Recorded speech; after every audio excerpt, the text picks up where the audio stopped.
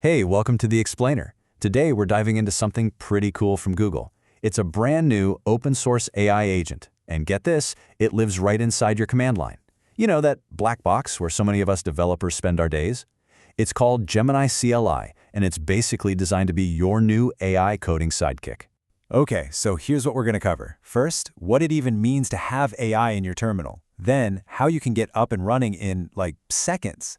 After that, we'll see what it can actually do, from a simple prompt to a full-blown project. We'll also cover the not-so-perfect parts, the early bugs, and how to get around them.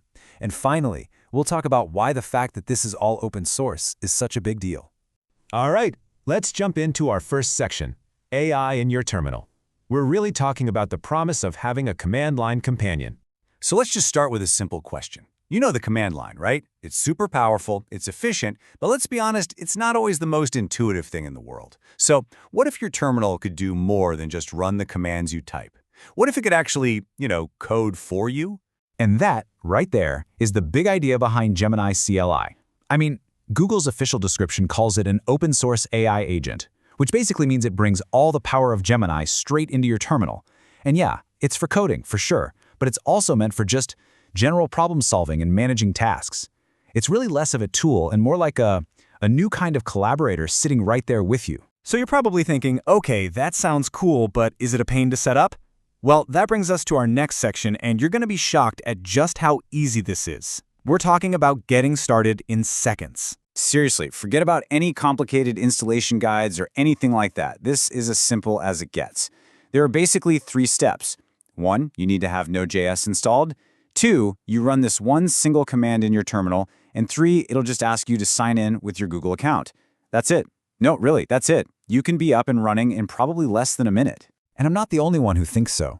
This simplicity is really getting people's attention.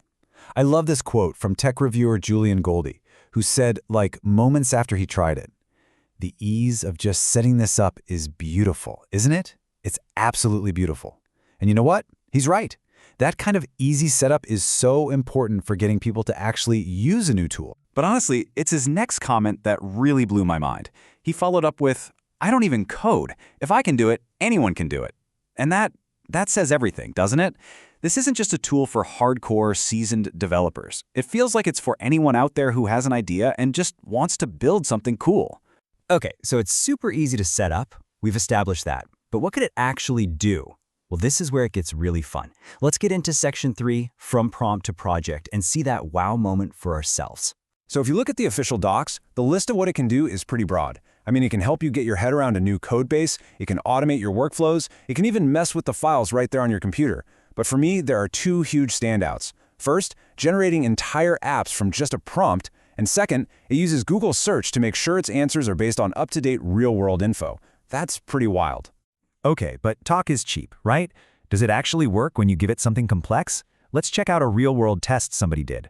They gave it just one single sentence, a simple prompt. Make me a slide deck showing the Git history from the last 7 days.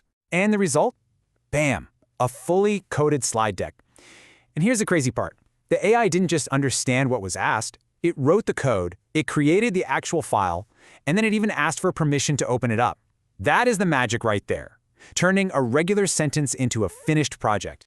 Now that sounds absolutely incredible, right? But let's pump the brakes just a little bit. This is a brand new tool. It's still in preview. So it's time for a little reality check. Let's talk about the early bugs and how you can work around them.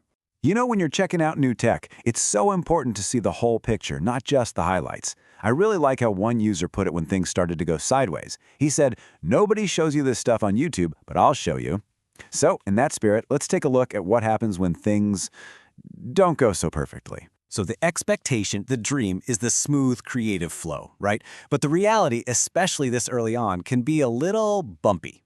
People testing it out have seen the program just hang, or it'll suddenly switch from the super powerful Gemini 1.5 Pro model down to the faster but less smart Flash model, probably because the servers are getting hammered. And sometimes, yeah, you just get a request canceled error for no reason. But hey, here's the good news. For a lot of these little hiccups, there's a really simple fix. First, just try pressing Ctrl+C to cancel what it's doing.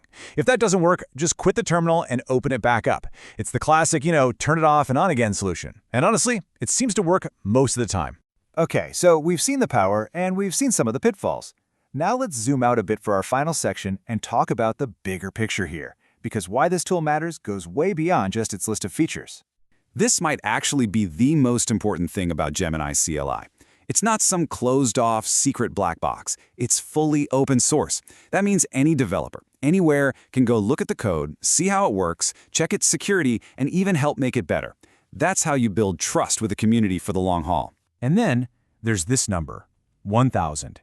That's how many times you can use this thing for free every single day using the best of the best Gemini 1.5 Pro model. That is a huge free allowance. It basically means any developer, any student, any hobbyist can just play with it and build cool stuff without worrying about a credit card bill. So, let's wrap this up. What are the big things to remember? First, there's a powerful AI agent that can live right in your terminal, which is awesome. Second, getting started is ridiculously simple. Third, the free tier is just unmatched. Fourth, remember, it's brand new, so expect a few bugs along the way. And finally, the whole thing is open and built for collaboration, which is a really good sign for the future. And that really just leaves us with one last question, doesn't it? We've seen this tool turn a single sentence into a working project. We've seen that, yeah, it's got some bugs, but it gets back on its feet. The potential is just massive. So the real question I want to leave you with is this.